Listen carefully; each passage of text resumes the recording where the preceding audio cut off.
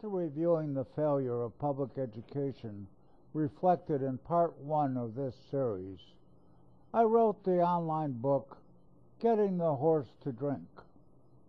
It sets out my views on how education could become more relevant to its students. Some important elements from that work comprise this second video.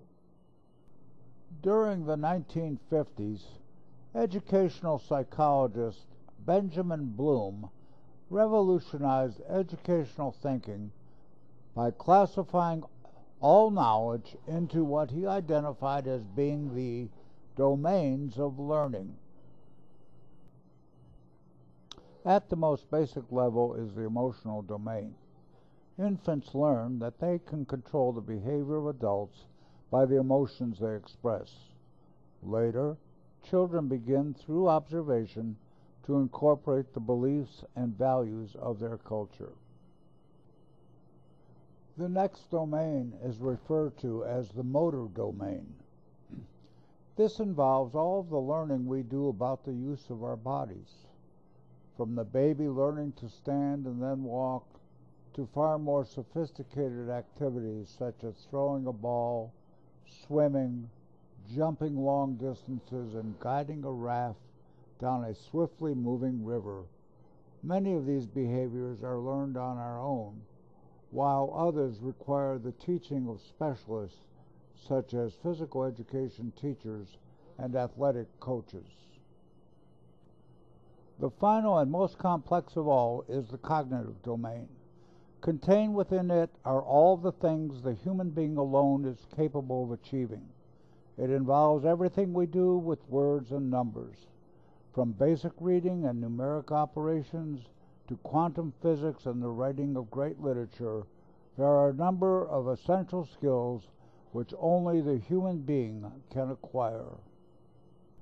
Many will recall the old saying about how giving a man a fish takes care of his eating needs for one day, while teaching him how to fish makes him independent for the rest of his life.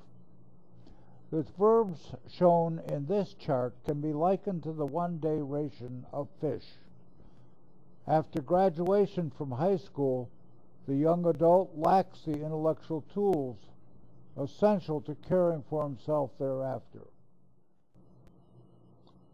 Notice the empty space in the triangle. This unlabeled section represents those essential skills which have been omitted from the curricular diet offered to almost all students. Even if they are eventually presented during college, they are much harder to acquire than if they had been offered earlier in the student's education. This triangle shows the missing skills. Each day, whether managing personal investments, solving problems at work, or dealing with the challenges required of being a parent, resolutions are needed. This chart shows the actions associated with each of these three top-level skills. Seldom, if ever, will you find students of public education being required to engage in any of these activities.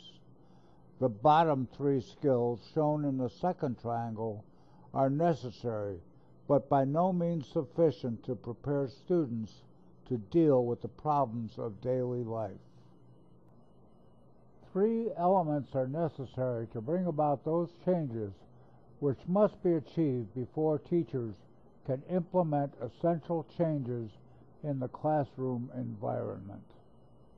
The first step requires that students be changed from passive receivers of information to active participants in their own learning. A requirement for this to occur is that students become motivated to engage in the learning process.